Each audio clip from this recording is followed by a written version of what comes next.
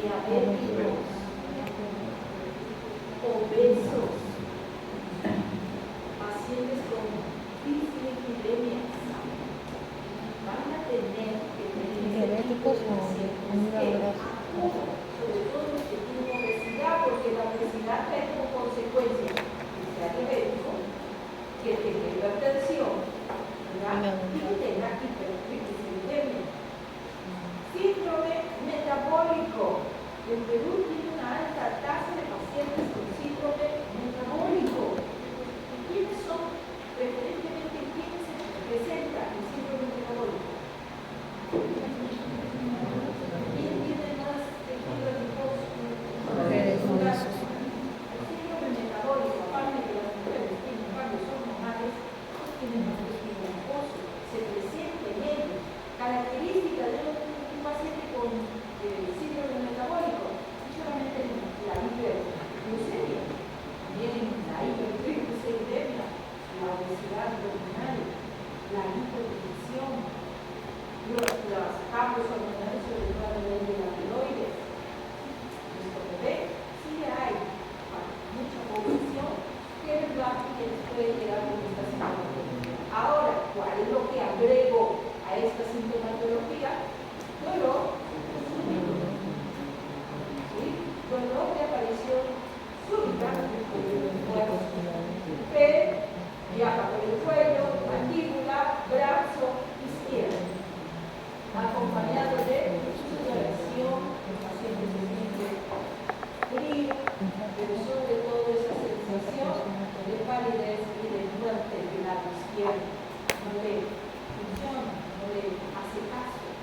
Entonces, es una característica de un paciente con enfermedad coronaria. Ahora bien, ¿qué solicitan ustedes para confirmar que sea una enfermedad coronaria? Troponina.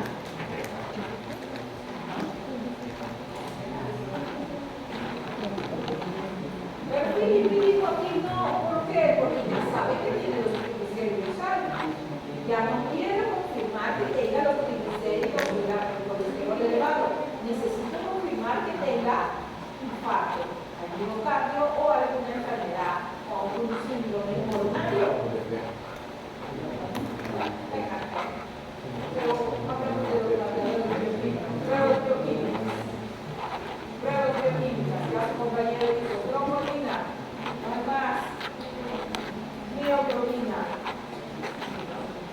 Una que hasta ahora persiste, pero a pesar de ser muy inespecífica.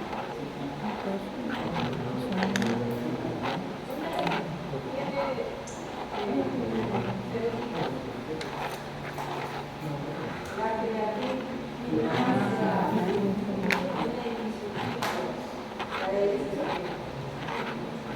bien, ¿cuál más nos interesa? Esta enfermedad coronaria puede ser también la miocarditis o un proceso inflamatorio en el corazón. ¿Qué prueba? ¿Qué marcador bioquímico me ayudaría a eso?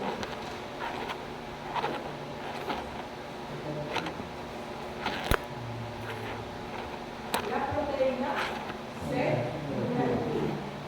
Vamos a ver más adelante.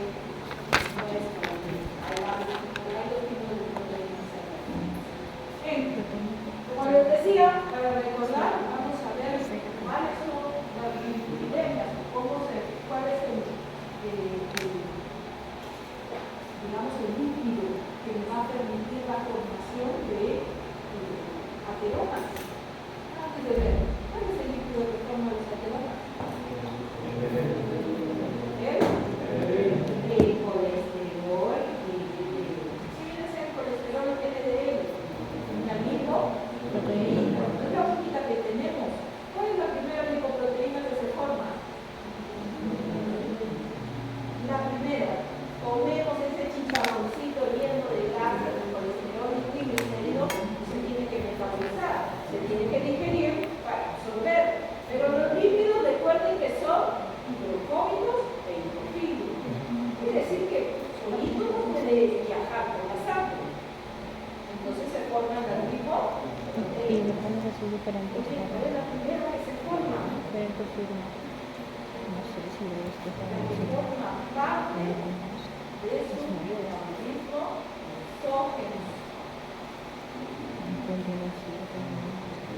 La primera lipoproteína que se forma, porque si no se forma esa primera lipoproteína no se va a formar nunca el LDL. ¿Cuál es el primero que se forma? Kilomicrones. Los kilomicrones. Los kilomicrones son ricos en triglicéridos. Por eso vemos que el paciente tiene triglicéridos altos. ¿Ok? Muy bien, triglicéridos. Kilomicrón rico en triglicéridos. ¿Y hacia dónde se va ese kilomicrón? Viaja por la sangre y se va hacia el hígado. ¿Por qué se va el kilomicrón al hígado? Porque los lípidos, tienen que seguir metabolizándose. Y ese kilomicrón, ¿en qué se convierte?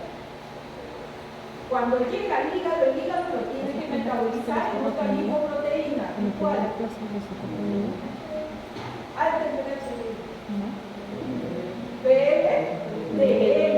VLDL.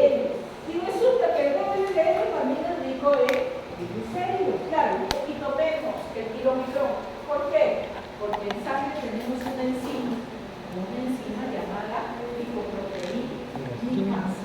Y esa lipoproteína lipasa, ¿qué hace? Que comienza a quitarle a ese kilomicrón, o por ahí un triglicérido, toma otro fuera. Entonces, cuando llega ese kilomicrón al hígado, ya no tiene 90% de triglicéridos, ya llego con menos, digamos con un 60%.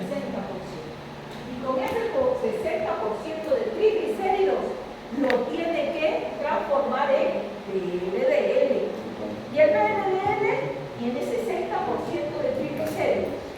Ahora, el hígado no puede quedarse con los triglicéridos. ¿En qué lo convierte? Nuevamente lo manda a la sangre y lo convierte en VLDL. ¿En qué se convierte? Antes hay uno que solo dura muy poco. El IDL es una lipoproteína que ya no tiene triglicéridos. ¿Pero qué tiene? Colesterol. Ahora, este IDL, ¿en qué se convierte? Ahora sí, en LDL. Y el LDL tiene la mitad del LDL es colesterol. Ahora, este LDL, ¿dónde se queda? ¿A dónde va? ¿Por qué se forman los ateromas? Porque este LDL se va al tejido periférico o se va a las arterias y forma los ateromas. Si tu pacientito tiene triglicéridos altos, ¿formará ateromas? Si tu paciente tiene triglicéridos altos, miren, lo vemos aquí, ¿formará ateromas? Sí, porque al final ese triglicérido se va a convertir en kilomicrón, VLDL, IDL, LDL. Y esos LDL se quedan en las paredes articulares. Entonces tienes un factor de riesgo. Muy bien, ahora sí. Hablamos de los ateromas. ¿Qué provocan los ateromas? La aterosclerosis es una enfermedad cardiovascular. ¿Cuál es el problema con los ateromas? ¿Qué provoca? Volumen arterial.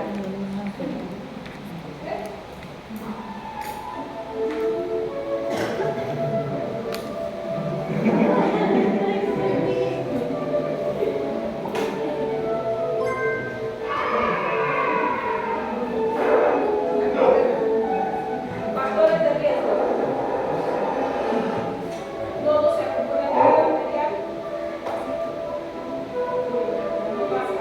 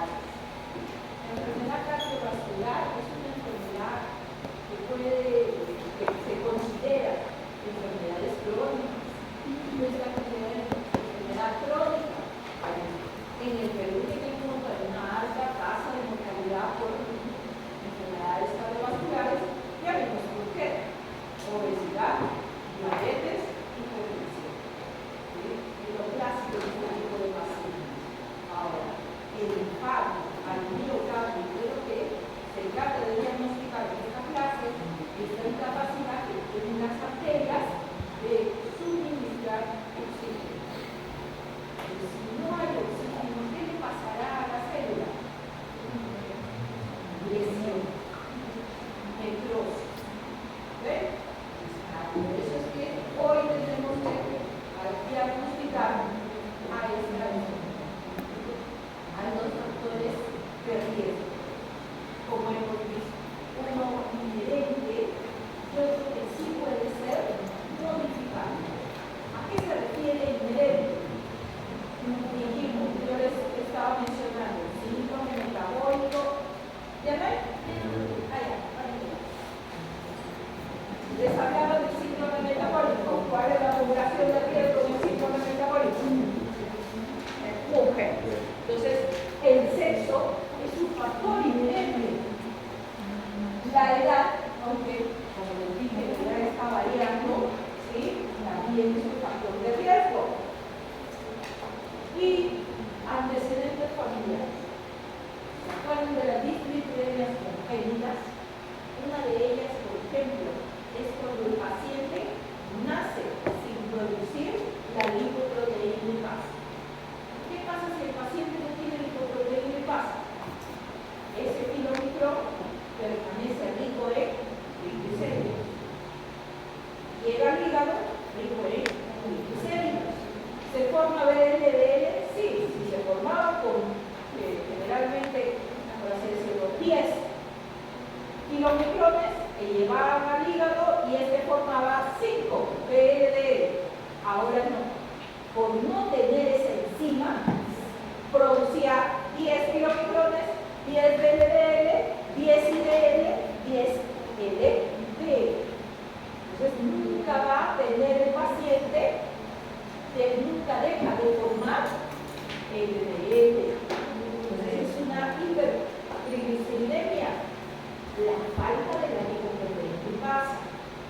Hay pacientes que no tienen una apolipoproteína. ¿Se acuerdan cuál era la apolipoproteína?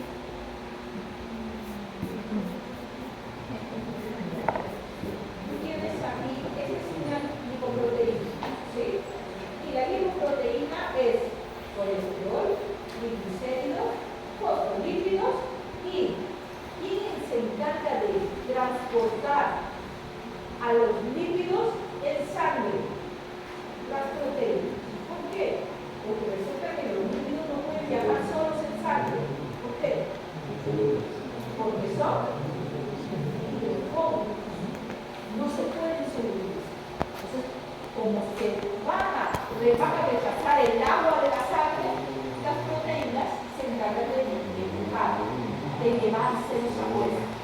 Pero recuerden que las proteínas llevan a todo: hormonas, vitaminas, fármacos. Entonces, uno de ellos también viaja o lleva a los lípidos. Bien. Entonces, los antecedentes familiares, sí, cuando hay una hipercolesterolemia, una hipercolesterolemia familiar, hay defectos de nacimiento. Entonces, antecedentes familiares. Nosotros tenemos a un paciente que es un alumno, de su familia, todos tienen colesterol elevado. Y él, a sus 17 años, colesterol elevado. No tienes colesterol en la cabeza, con mareo, no puede comer mucho. Tiene mantener un peso, porque su familia tiene un antecedentes. Es hereditario. Ahora, ¿cuáles son los modificables? Si tu paciente sale de la diabetes, quiere decir que ha mejorado su alimentación. Si ha mejorado su alimentación, ya dejó de ser obeso y tal vez tenga sobrepeso. Si mejora su sobrepeso, pues ya no tenga un peso normal. Igual sus niveles de glucosa en sangre van a estar normalizados y por lo tanto sus triglicéridos también van a estar normalizados. Entonces, eso es modificable cuando lo sacas al paciente de este estado de anormalidad. La hipertensión, el estado de anormalidad, la diabetes, la obesidad, el sedentarismo, le mandan a hacer ejercicio, pero no cualquier ejercicio, no puedes mandar a hacer ejercicio cardiovascular. Tiene que estar, debe formar el paciente músculo. Tienes que tratar al paciente para que estos factores de riesgo se den. Bien, para recordar, ¿sí? Todo esto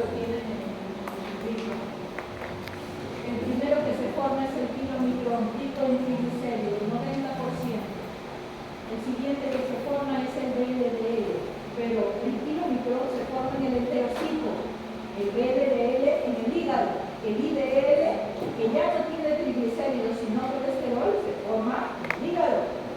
El VLDL lo transforma a IDL.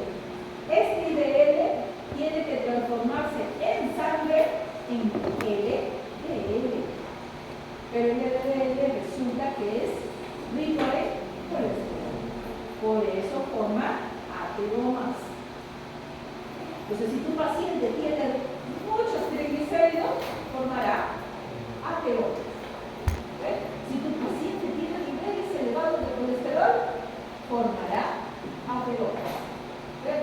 ¿Y el HDL? ¿Qué hace el HDL?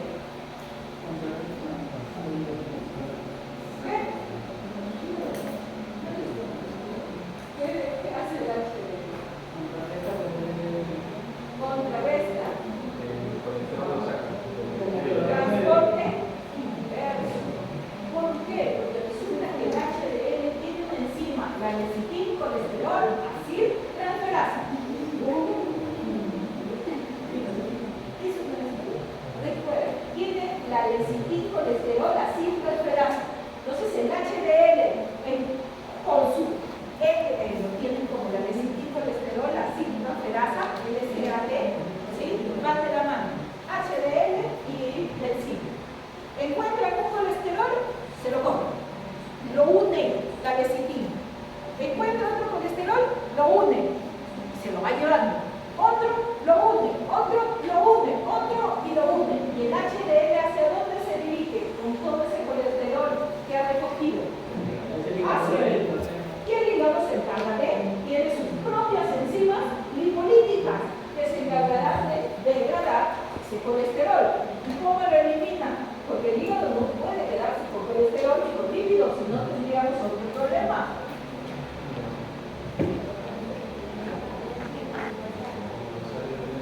¿En qué? ¿Cómo elimina el hígado todo este colesterol?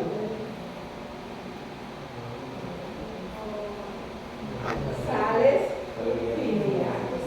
¿Sí? Sales. Igual necesitamos el colesterol, si no, ¿cómo se forman muchas vitaminas D? ¿Cómo se forman las sales biliares? Como necesitamos, ¿no? ¿Cómo se forman las hormonas esteroideas? Bien, y ¿qué son las apolipoproteínas?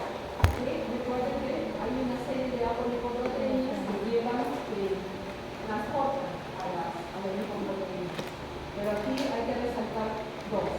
La B48, que es la primera que debe agregarse al kilomicrón para que inicie el viaje por la sangre, y la B100, que es la que se va a encargar de recoger colesterol. Es la que si hay la B100, dice, esta tiene B100, hay que comenzar a cargar a todo el colesterol que por adentro. Pero si se dan cuenta, la B100 no está en la HDL. ¿Pero qué tiene la HDL para recoger colesterol? La lecitincolesterol aciltransferasa. ¿Qué tiene esa enzima?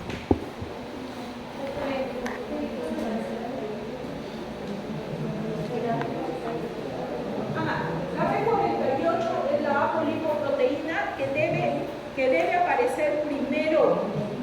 Pero ¿dónde aparece? Aparece en el enterocito. Aparece, se forma el kilomicrón, que agrega esa B48 y recién ahí puede irse de viaje con la sangre. ¿Sí? Claro está que tiene casi todas las apolipoproteínas el kilomicrón. ¿Por qué? Porque las necesita dejar al resto, las necesita llevar al resto. Es un donador de apolipoproteínas. Y aquí la B100, que si ustedes se dan cuenta, BLDL, IDL y LDL tienen B100, porque se encargan de recoger colesterol.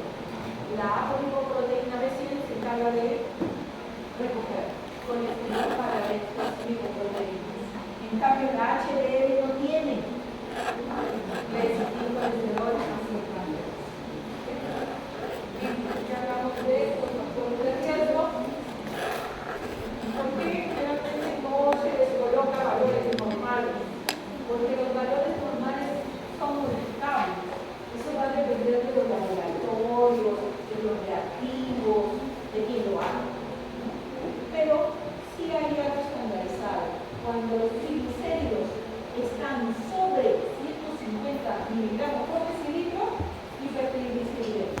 Y eso que hay triglicéridos un poco elevados, moderadamente elevados y muy elevados.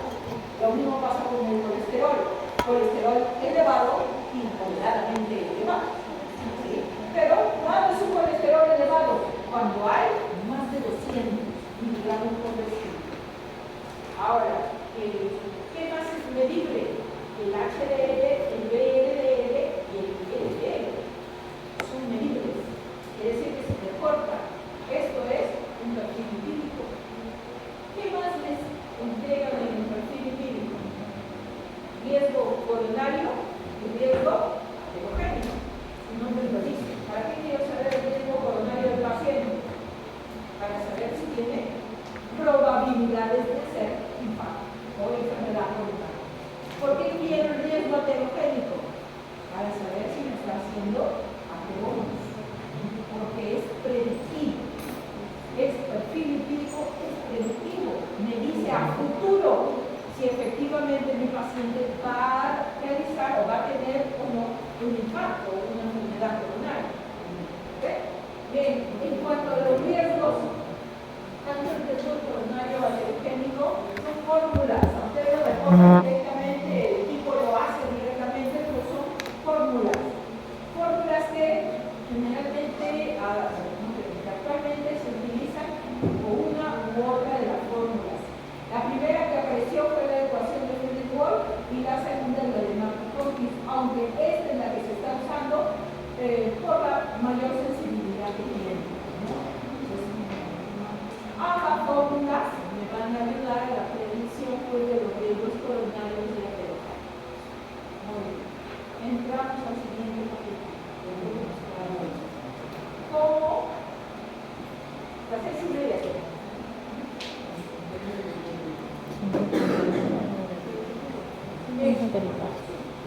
Hoy nos toca hablar sobre aquellas pruebas bioquímicas que me van a ayudar a determinar si mi paciente está haciendo un infarto agudo o posiblemente sea candidato a tener infarto coronario. ¿Qué vienen a hacer los marcadores cardíacos? Yo les daba el ejemplo a sus compañeros. Ustedes ya vieron marcadores hepáticos. ¿Qué son los marcadores hepáticos? ¿Qué tipo de moléculas? Lo mismo pasa acá. Estos son marcadores cardíacos. ¿Qué tipo de moléculas? Son lípidos, carbohidratos, proteínas, enzimas. Por lo tanto, son proteínas. ¿Sí? ¿Para qué me sirven estos marcadores cardíacos? Me sirven para identificar que el problema sea específicamente lesión miocárdica. Lo mismo pasa con la lesión hepática o los marcadores hepáticos. Un ejemplo es las transaminasas. Las transaminasas, hay dos tipos de transaminasas. ¿Qué o qué? ¿Cuál es el que me decía que la lesión era hepática?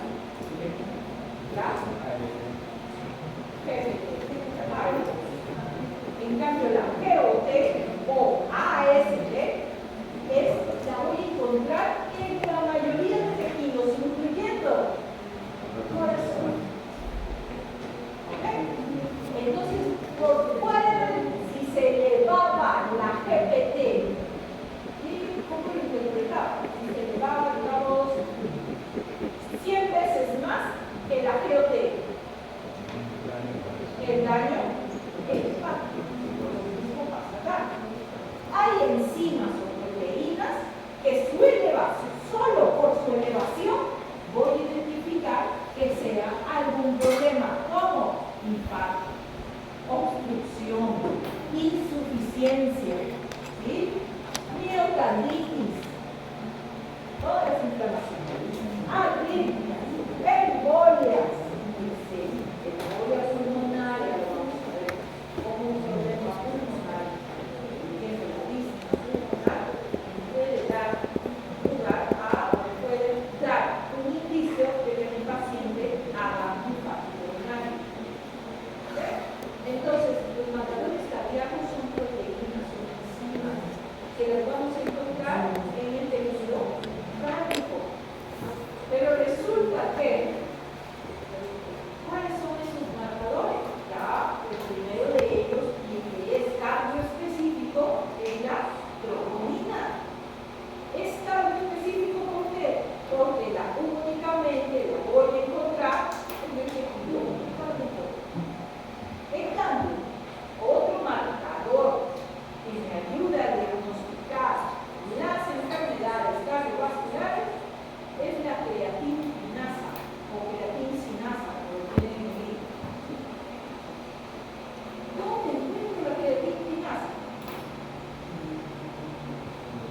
músculo, cerebro, corazón.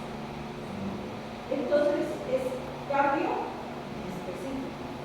En un diagnóstico, pero no es específico para la enfermedad coronaria. No puedo decir solo con la creatina quinasa que mi paciente si tiene o obstrucción o miocarditis, no se puede. ¿Cuál más requiere? Ya aquí ya no hablamos del procedimiento, ya el paciente se hizo. La mioglobina. Pero la mioglobina es una enzima inespecífica. ¿Por qué? ¿Dónde me encuentro? ¿Dónde hay mioglobina? Músculo, tejido, esquelético, ¿okay? Muy bien. Las enfermedades inflamatorias, como vimos en el video, provocan que haya obstrucción. Y si esa enfermedad inflamatoria se da a nivel de las arterias, obstrucción arterial, que trae como consecuencia una enfermedad coronaria. Ahora, ¿cómo identifico que sea un proceso inflamatorio coronario? Con una proteína. La proteína C. La prueba se llama proteína C reactiva. ¿Ok? Actualmente se está utilizando unos péptidos. Unos péptidos que también me van a ayudar a identificar la gravedad de esa insuficiencia coronaria. ¿Cuáles son esos péptidos? Los péptidos natriuréticos, acá dice de tipo B, que es el BNP, y el fragmento inactivo es la porción terminal. Es el NT, acá sí falta, es NT, BNP. Y ahí lo vamos a hablar de eso. Ambos me ayudan al diagnóstico de la insuficiencia cardíaca. Ahora, proceso inflamatorio, proteína C. ¿Son específicos? El NP, el BNP y el NT pro BNP sí son específicos. Tienen una especificidad, perdón, poca sensibilidad, es otra cosa. Porque va a depender de un paciente. ¿Cuál va a ser más sensible y más específica? ¿Cuál de las pruebas que yo mencioné? Más sensible y más específica, es decir, que empezó el dolor, ya le toman una muestra y de repente salió elevada, yo digo, un infarto miocardio. ¿Ya? ¿Okay? Vamos a hablar del primer marcador. Como les he puesto ahí, este es un marcador que me determina el daño del miocardio, pero es cardio inespecífica. ¿Por qué? Porque la creatinasa es una enzima que labora y contrae en varios tejidos: muscular, esquelético, cerebral, coronario. ¿Okay? Bien, esta creatinasa, cuando le reporten, les van a reportar CK total y CK2 o CK infinito. ¿Okay? ¿Qué pasa si está elevada la CK total? La CK2 también debería estar elevada, porque ambas son las fracciones coronarias. ¿A qué refiere? Resulta que esta CK total me ayuda al diagnóstico de una necrosis miocárdica. Cuando hay necrosis, cuando hay infarto. ¿Okay? Pero esta necrosis se puede manifestar o puede manifestar su elevación cuando llegue a las 4 o 6 horas de iniciar la sintomatología. A ver, me olvidé de explicarles. Como todas las proteínas están dentro de la célula, ¿qué pasa si la célula se destruye? Esa enzima, esa proteína, sale.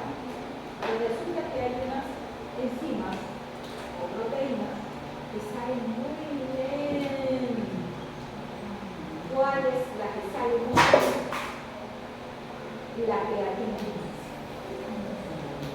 La mioglobina también sale muy bien.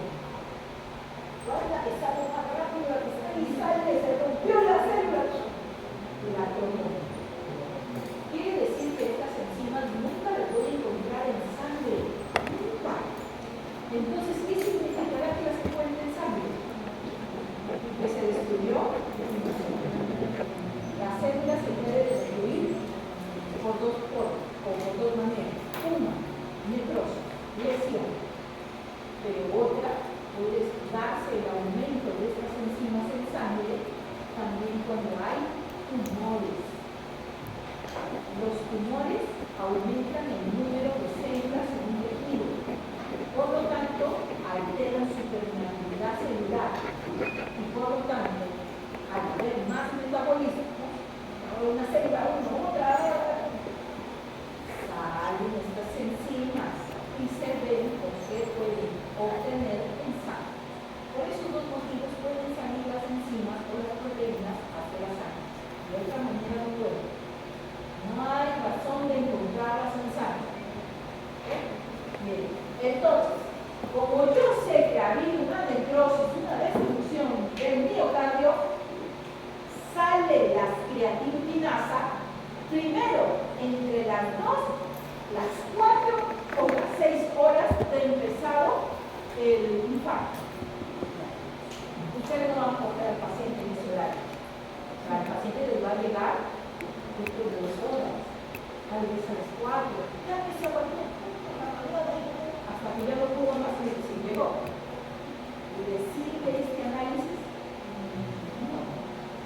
¿Pero para qué le sirve la creatinasa? Para ver cómo evoluciona su masa. Porque la creatinasa,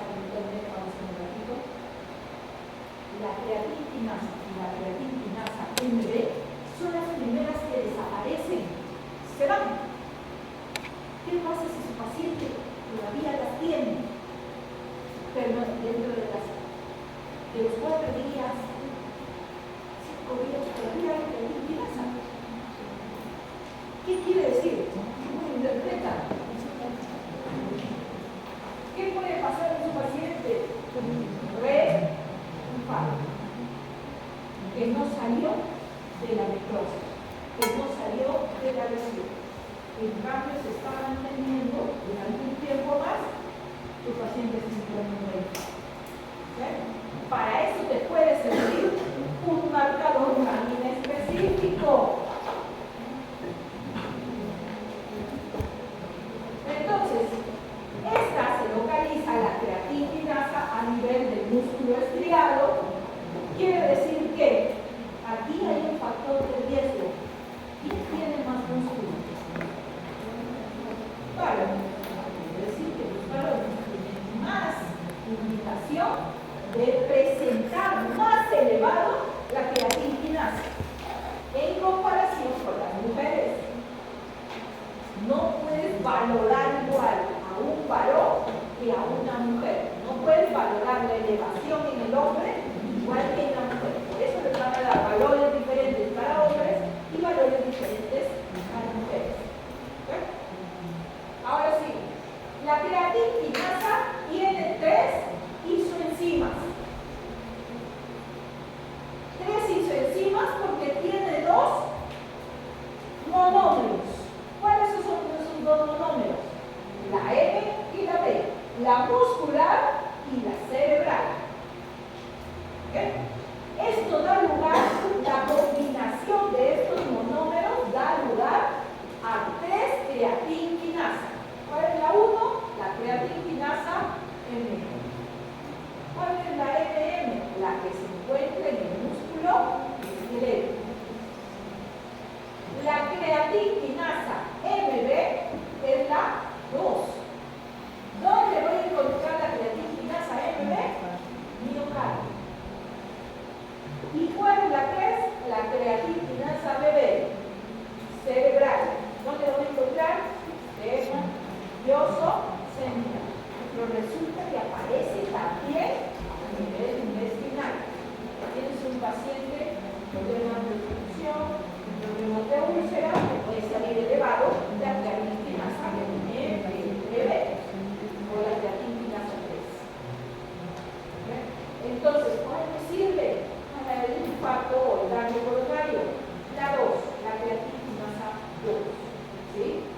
50 nivel de miocardio.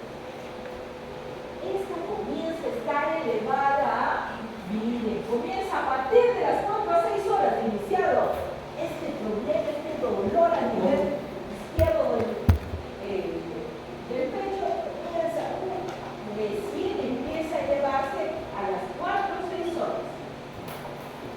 Más tiene su elevación un poquito más, 24, un día y medio. Y de ahí no debería volver a aparecer. No debería. ¿Ok? Entonces, esto es lo que mostraba, se eleva las 24 horas, pero de ahí comienza a descender. De modo que a los días ya no debe aparecer una creatinasa en nivel. ¿Sí? La creatinasa en nivel es la primera en desaparecer. El otro marcador cardíaco es la mioglobina. ¿Dónde está la mioglobina? Esquelético y coronario o en el miocardio. Tejido esquelético y músculo miocardio. Ahí lo vamos a encontrar a la mioglobina. Pero resulta que la mioglobina es cardio inespecífica. Ya sabemos por qué. Porque lo encontramos en dos lugares, ¿no? Entre los tejidos esqueléticos y coronarios. Ahora, si vemos la gráfica, la mioglobina comienza a elevarse y aquí empieza el dolor, ¿sí? En el 0 empieza el dolor, 3 a 6 horas empieza el dolor, pero esta solo se eleva entre las 12, 18 horas empieza la elevación. 6, 12, 18 horas se eleva. Después comienza a descender, de modo que desaparece a las 12 y hasta las 24 horas. Quiere decir que a las 24 horas el paciente no debe marcarle mioglobina. No tendría por qué salirle la mioglobina. Pero como se dan cuenta, entre la creatinasa y la mioglobina, todas aparecen después. Todas aparecen cuando llega el paciente, llega a ustedes, debe estar descendiendo ambas enzimas. Porque son 2 horas, 4 horas, 6 horas, recién ahí llega el paciente, ya deben estar en descenso. Les ayuda a su control. Y para confirmar que efectivamente el paciente ha tenido presión coronaria. Si el paciente sintiera en las primeras horas de meses dolor, problema de lo que van a preguntar. Y ustedes van a ver que sí va a haber picos de elevación de ambas funciones. La mioglobina no solamente va a ser indicativo de un infarto al miocardio. Resulta que su elevación, al ser inespecífica, también la vamos a encontrar elevada en los pacientes que tengan problemas de insuficiencia renal. Si el paciente tiene insuficiencia renal, la mioglobina va a aparecer por los picos que vemos en la insuficiencia renal. Por eso la consideran inespecífica, es cardio inespecífica. La troponina, en cambio, sí es muy específica. ¿Por qué? Porque solo está a nivel del tejido miocardico. La troponina es una proteína, pero resulta que esta troponina se halla en los filamentos de la troponiosina. En las células contráctiles, quiere decir que se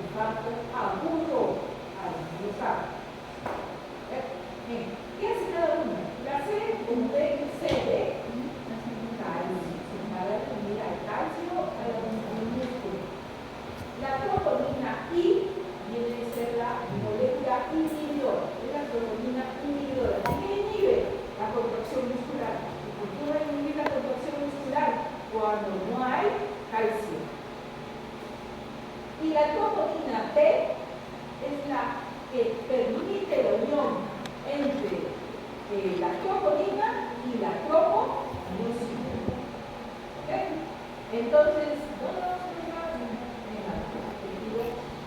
miocardio principal. Estas troponinas cardíacas, como ven, tienen una fase inicial a las 12 horas de que haya, digamos, una lesión coronaria. No hablo de la sintomatología, sino de la lesión. Paciente puede ser que todavía no tenga ninguna sintomatología, no hay dolor, ni sudoración. ¿Ven? Entonces, esta troponina aparece a las 4 a 6 horas de iniciados los síntomas, igual que las miosina y la creatinasa, pero tiene su pico a las 12 horas. Puede mantenerse estable en el paciente durante 48 horas, pero sí debe desaparecer. Es la que va a desaparecer y es la que me va a marcar en qué fase del infarto está el paciente. Como ya les hablé de dos troponinas, troponina I y T, una desaparece antes que la otra. Una me dice que es infarto agudo y la otra que es infarto crónico, ¿no? Que puede haber un preinfarto. Entonces, estas troponinas tienen su tiempo de vida. Pueden vivir entre los 5 a 10 días y ahí comienza a desaparecer. Si no desaparece en un rango de tiempo de 7 hasta 21 días, el paciente está en reinfarto. Debería desaparecer a los 7 días, pero si no permanece todavía hasta los 21, paciente con reinfarto.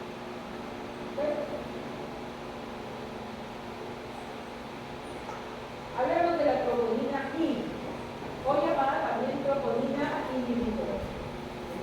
En el libro y en cualquier libro de consulta que van a tener, van a encontrar estas abreviaturas diferentes.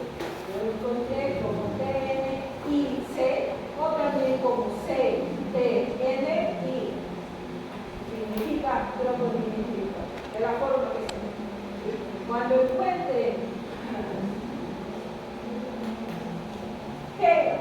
encuentren C, T, es troponina coronaria, de manera general. No les están especificando si es inhibitoria o si es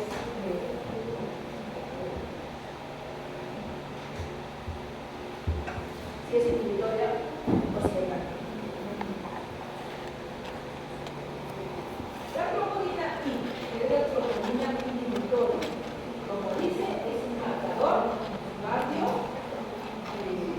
específico. ¿Por qué? Porque esta va a estar presente a nivel del miocardio. Resulta que esta troponina I, como ven, es la que se eleva y entre los 18 a 24 horas. Pero resulta que es la primera en desaparecer con respecto a la troponina T. No la comparo con las otras, sino con respecto a la troponina T. La troponina I a los 7 días ya debería irse, ya no debería marcar, no debería estar en plasma. ¿Ven? Es la primera que se va. Y tenemos la troponina T. La troponina T, como ven, todavía se mantiene en sangre durante un tiempo. Nos dice que hasta los 7, 10 días puede permanecer en sangre. ¿Ven? En la troponina I, esta se presenta inicialmente 2, 4 horas, 6 horas de iniciada la lesión y encuentra su punto, su pico más elevado cuando está entre las 18 a 24 horas y aquí me indica que hay infarto al miocardio. Si la encuentro elevada, no solamente me indica en este tiempo, la encuentro elevada, no solamente es infarto, también puede ser isquemia. Entonces la voy a encontrar elevada en necrosis. La troponina T también es cardioespecífica, ¿sí? Y esta sí va a tener una elevación entre las 4 a 6 horas. Después tenemos el pico más alto entre las 12, 18 a 24 horas de iniciado la lesión coronaria. Y va a mantener la concentración plasmática un tiempo más, pero esta debe desaparecer entre los 10 a 14 días. Entonces, si la I permanece hasta los 7, la T debe permanecer hasta los 14 días. ¿Qué pasa si la encuentro después de los 14 días? Renfa. No puede estar presente. La elevación máxima de la troponina T no está relacionado a un infarto al miocardio. Yo les he dicho, les acabo de decir que la lesión, cuando encuentre los 18 a 24 horas elevada, infarto, isquémico. Pero la mayor elevación de la troponina está relacionada más bien a con los accidentes cerebrovasculares. Pero me sigue indicando lesión pulmonar. Lesión pulmonar.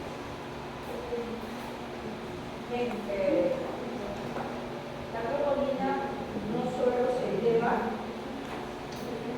por el infarto al miocardio, por el ACV, por la isquemia, también puede elevarse por la anemia.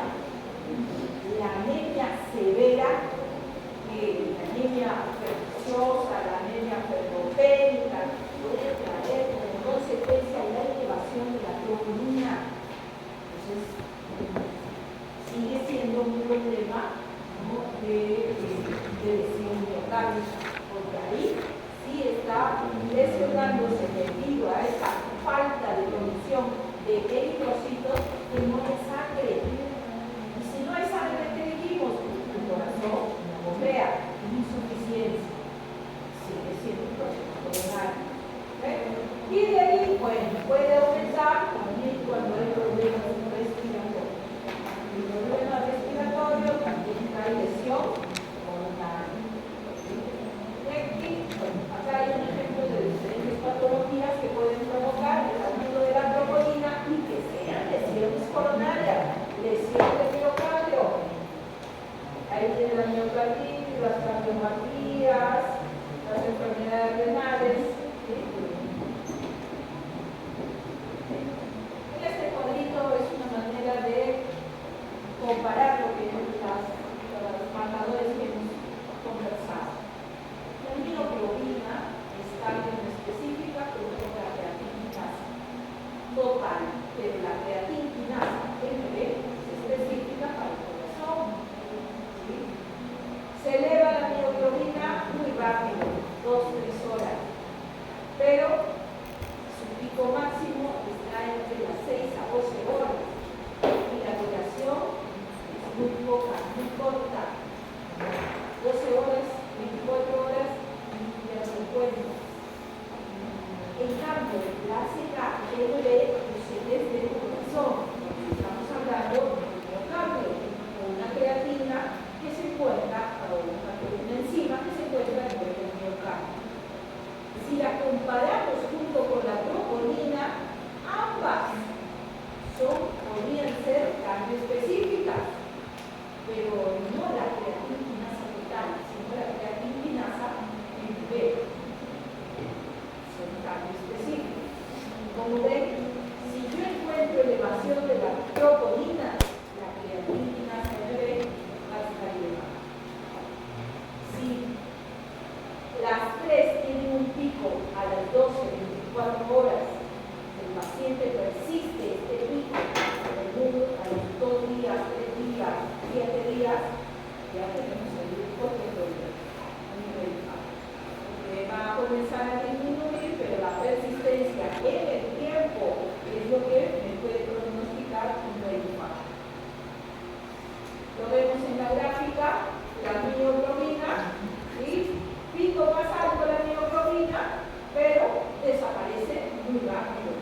La creatinasa, lo mismo, tiene un pico similar a la mioglobina, pero me va a persistir un poquito más de tiempo, pero menos tiempo en comparación con las troponinas. ¿Quién indica todo esto? De que el paciente puede tener un infarto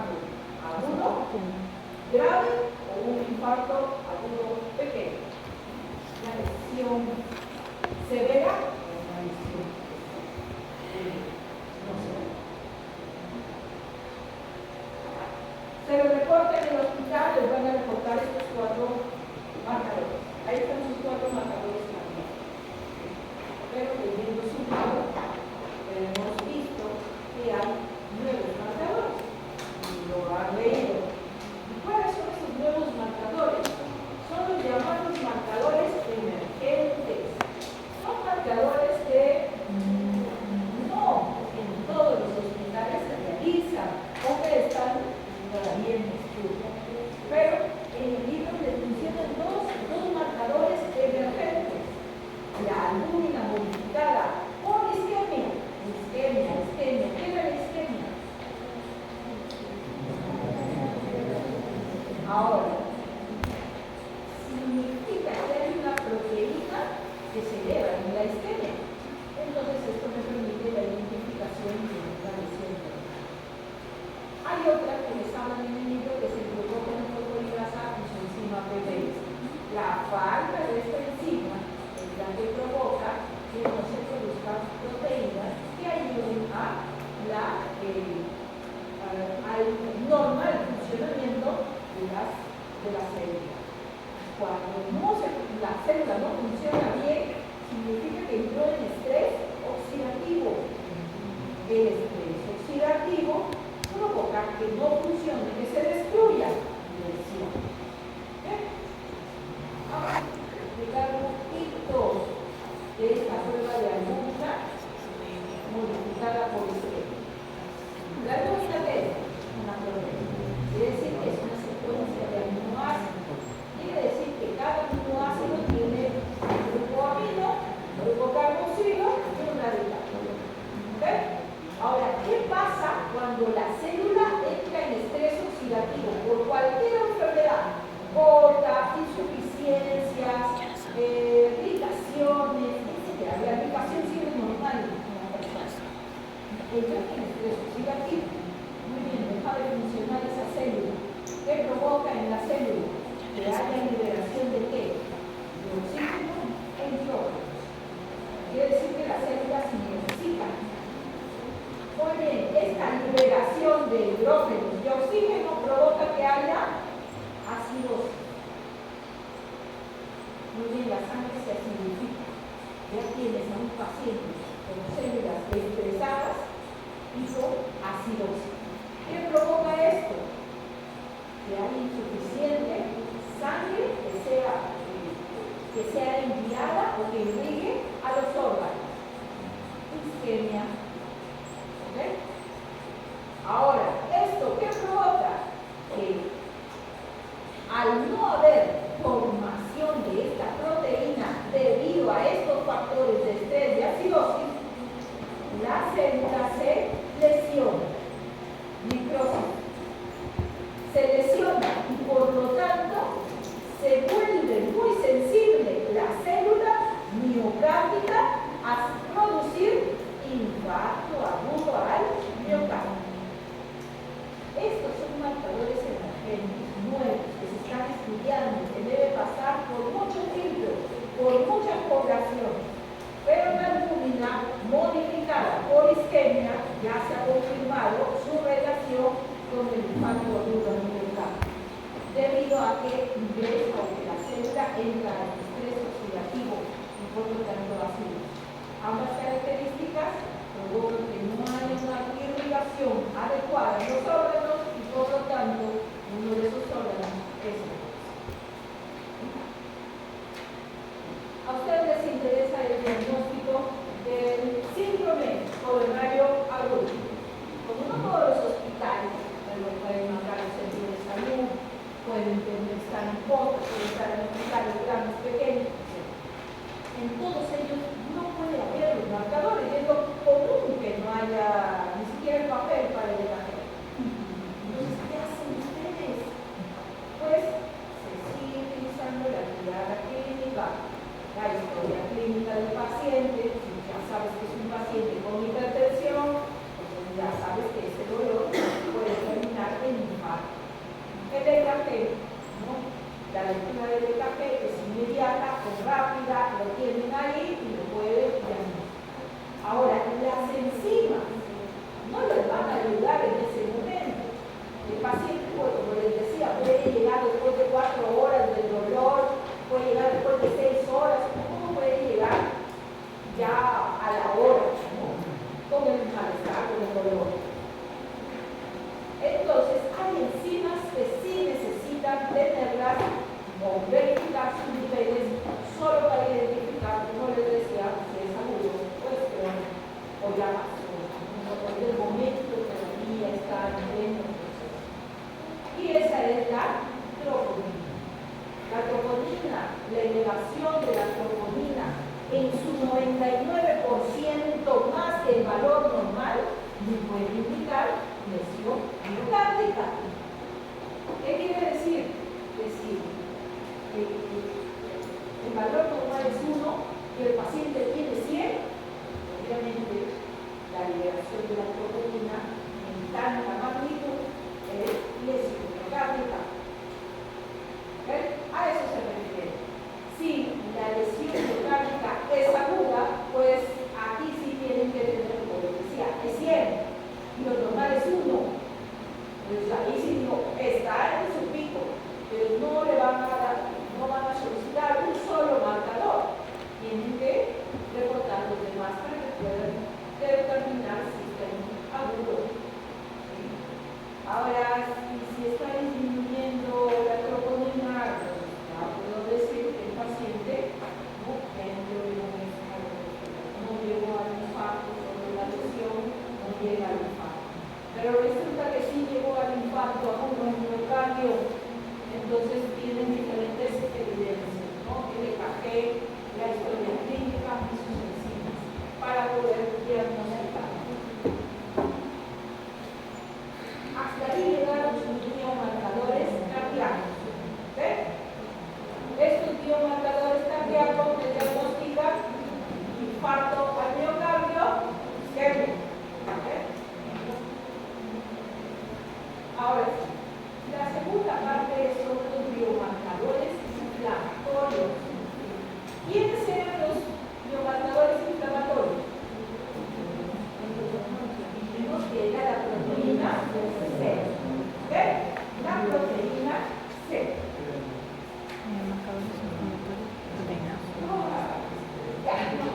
Vamos a adelantar un poquito la proteína C. Normalmente la proteína C nunca debe existir en sangre.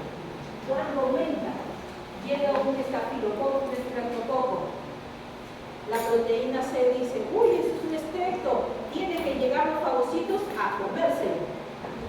Muy bien, esa proteína C se adhiere al estreptococo y le dice a los fagocitos, aquí está, cómetelo. Ahí se eleva la proteína C.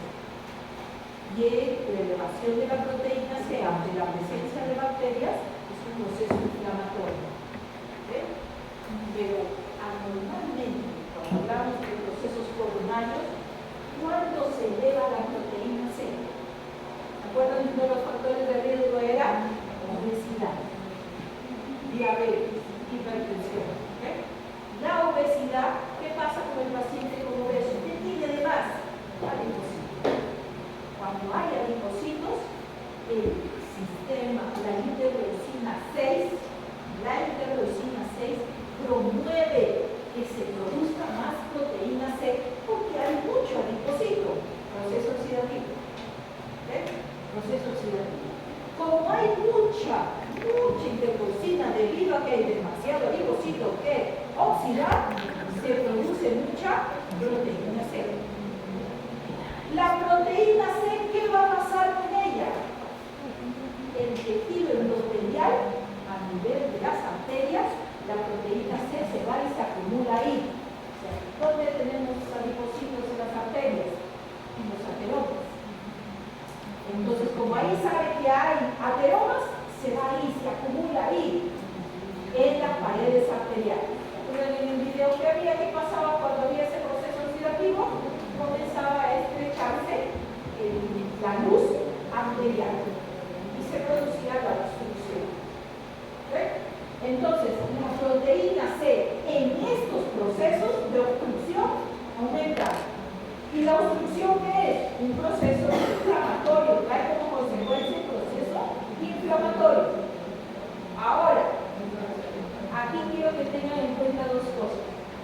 La proteína C reactiva minimiza antiinflamatorios por bacterias. Pero hay otro examen que van a solicitar, que es la proteína C reactiva ultra sensible. Esa es la que me va a determinar si mi paciente en el tiempo va a hacer infarto al miocardio, obstrucción o isquemia. En el tiempo, quiere decir que la proteína C ultrasensible es predictiva. Me predice en el futuro si mi pacientito va a tener o no infarto. ¿Por qué? Cuando hay infección bacteriana y aumenta los niveles de proteína C, ese aumento es en 10 hasta 50. Ahí quiere decir que es un proceso inflamatorio de ese momento. Tal vez un estreptococcus inversión en pacientes. Aumentar los niveles de proteína C. Inflamación severa. Pero resulta que mi pacientito tiene 5 miligramos por litro de proteína C. Inflamación moderada por bacterias. Pero la ultrasensible, ¿qué es lo que me mide? Ya me mide las concentraciones más pequeñitas. Quiere decir que todo me va a medir menos de 1 miligramo por litro. Me va a medir de 0,1 a 1 miligramos por litro. ¿Cómo lo interpreto? Si mi pacientito tiene menos de 1, tiene riesgo bajo todavía de tener infarto, problemas coronarios. Si mi pacientito tiene de 1 a 3, mi pacientito tiene probabilidades moderadas de tener enfermedad coronaria. Pero si mi paciente tiene más de 3, tiene un riesgo alto. Quiere decir que esta PCR ultrasensible no se mide una vez, se mide 1, 2, a los 20 días, al mes, para que puedan determinar si su paciente tiene esa posibilidad en el futuro de tener una enfermedad coronaria. Pero ¿a qué tipo de pacientes van a ser este tipo de análisis? A los que tengan factores de riesgo. ¿Ven? Con eso terminamos.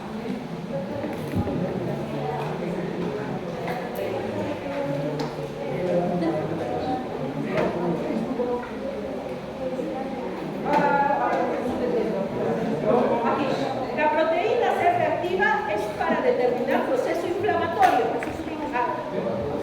Procesos inflamatorios. Por bacterias es cuando los resultados sean sobre 10 hacia adelante, hacia arriba.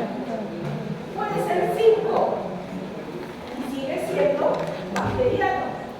Pero resulta que el paciente tiene 0,3, 0,5, 0,8, 1.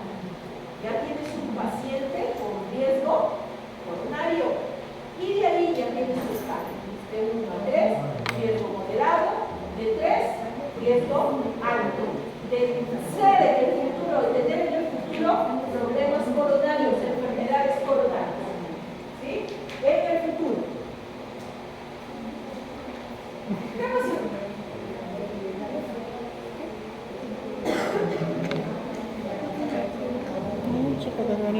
Claro, es predictiva, no es que te va a decir en ese momento del paciente. Si te dice en ese momento el PCR, es solo PCR, porque en ese momento el paciente que tenga 10 es un paciente que tiene proceso inflamatorio severo. Quiere decir que en ese momento algo le está causando la inflamación. En cambio, si te sale menos de 1,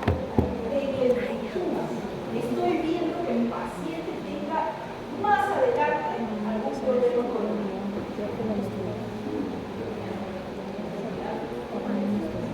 Este examen de BNP son unos péptidos. Estos péptidos se encuentran, como ven, a nivel de células miocardiales, en las aurículas, en los ventrículos. Pero resulta que el péptido natriurético ventrículo C no se puede reconocer. Así que los que me ayudan para las enfermedades coronarias es el ANP y el BNP. ¿Ven? El BNP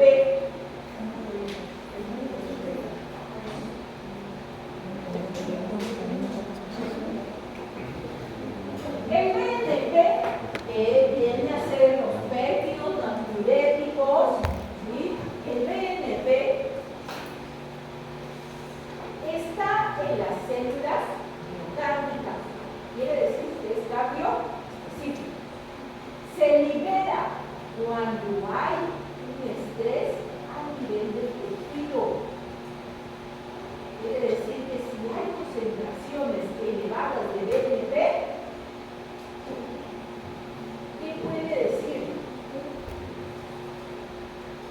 Aquí, ¿qué es lo que quiero que entiendan? Que cuando está elevada la BNP, puedo decidir si tiene problemas respiratorios o tiene problemas coronarios. ¿Okay? Es poco específico para el infarto coronario, a pesar de que se encuentra en el coronario. Entonces, ¿por qué me dice valor predictivo negativo? Porque cuando no hay,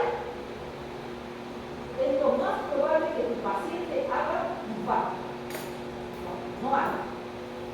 Y cuando hay, es un paciente que ya tenga problemas a nivel respiratorio y que no termine haciendo infarto coronario.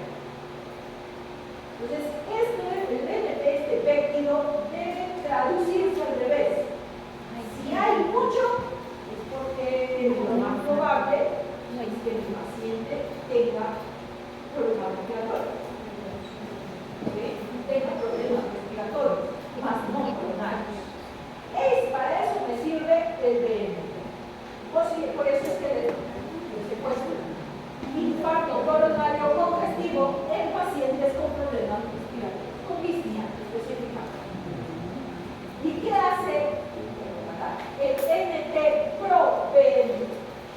Resulta que el BNP y el NT-proBNP parten de una misma cadena de aminoácidos. Se rompe esa cadena y la porción más grande es la BNP y la porción más pequeña, que es la inactiva, es la NT-proBNP. Si se eleva una, la otra también tiene que estar elevada. Si disminuye una, también la otra tiene que estar disminuida. Por eso ambas me ayudan, ¿sí?, para el diagnóstico de algún problema coronario. Cuando salen generalmente este tipo de proteínas, cuando hay una sobrecarga en el volumen de sangre. ¿Cuándo hay una sobrecarga?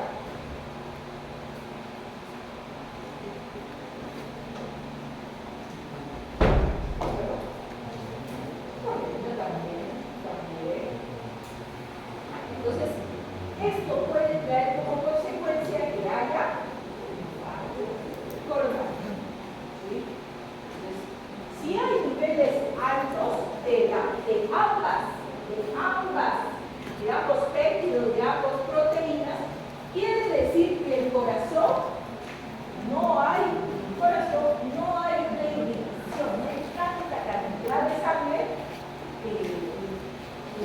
necesaria para irrigar todo el cuerpo. Entonces, la BNP me va a ayudar a identificar la BNP y la BNP, pero BNP me va a ayudar a identificar la insuficiencia cardíaca. Entonces, ambas son predictivas para insuficiencia, para la insuficiencia cardíaca, lo que trae como consecuencia de lesión complicada. ¿Sí? Bien, ese dejado se lo voy a pasar al delegado, ¿sí? Tablas, para que pueda resumir esta tabla, si no, bienvenido.